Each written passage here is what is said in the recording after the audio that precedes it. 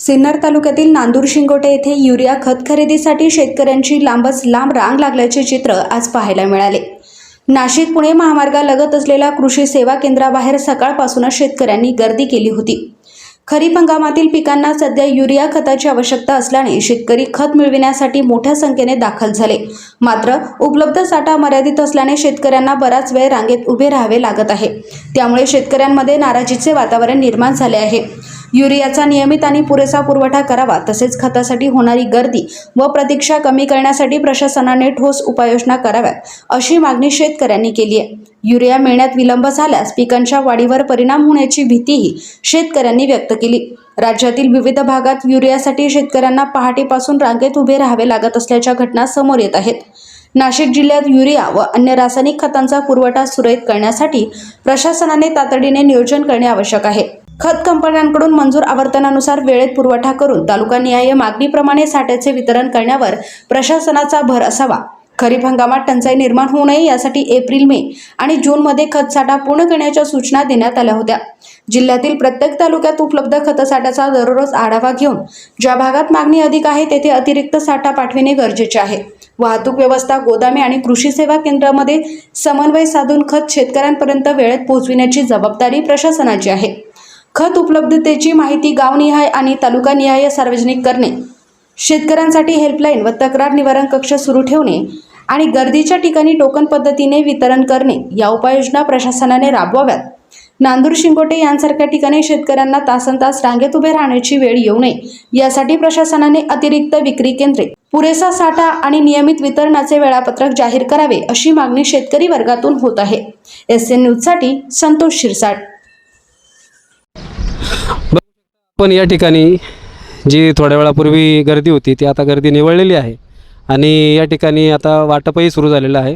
सुरळीत पद्धतीने वाटप झाल्यानंतर आपण या ठिकाणी काही जे शेतकरी आहेत त्यांच्याही प्रतिक्रिया घेणार आहोत। नक्की त्यांना कोणकोणत्या गोष्टींना सामोरं जावं लागते, काय काय अडचणी शेतकऱ्यांना निर्माण होत आहेत। आता पावसाचं वातावरण थोडं कमी झालेलं आहे, त्याच्यामुळं पिकांमध्ये थोडासा जे मॉइश्चर आहे तो कमी होतो आहे आणि वातावरणामध्ये नायट्रोजनची कमतरता भासल्याने आज शेतकऱ्यांना युरियाची गरज भासत आहे। तर या संदर्भात काही प्रतिक्रिया आपण शेतकऱ्यांच्या घेणार आहोत। 6-7 वाजल्यापासून लोक या ठिकाणी उभे होते आणि आता 4 वाजले, तर नक्की काय सांगाल, काय प्रकार होता, कशामुळे एवढा वेळ झाला आणि सध्या तुमची काय मानसिकता आहे? युरिया ह्या गोण्यांचा अधिक तुटवडा येतो आहे, शेतकऱ्यांना त्याचा खूप त्रास होतो आहे। तेव्हा शेतकऱ्यांच्या वतीने मी एक शेतकरीच आहे, मी सर्वांना आपल्या शासनाला विनंती करतो की युरियाच्या गोण्या शेतकऱ्यांपर्यंत जास्तीत जास्त प्रमाणात मिळाव्यात, ही सर्व शेतकऱ्यांच्या वतीने मी विनंती करतो। असे आता काही शेतकऱ्यांचा जो सीजन चालू झाला आहे त्यांना युरियाची जी गरज राहते ते नेमकी सीजननुसार तुटवडा येतो आहे। बरे दरवर्षी असा या सीजनच्याच टायमाला होता असतं। आता 300 गोण्यांचं लिमिट केलेलं आहे, पण त्यातही त्या मशीनला भरपूर अडचणी येत असते आणि शेतकऱ्यांनी आता महिलासुद्धा घेऊन यायचं आणि एक गोणीसाठी रांगेत उभं राहायचं आहे। आता 4 वाजले, आम्ही 12 वाजेपासून आलेलो आहे।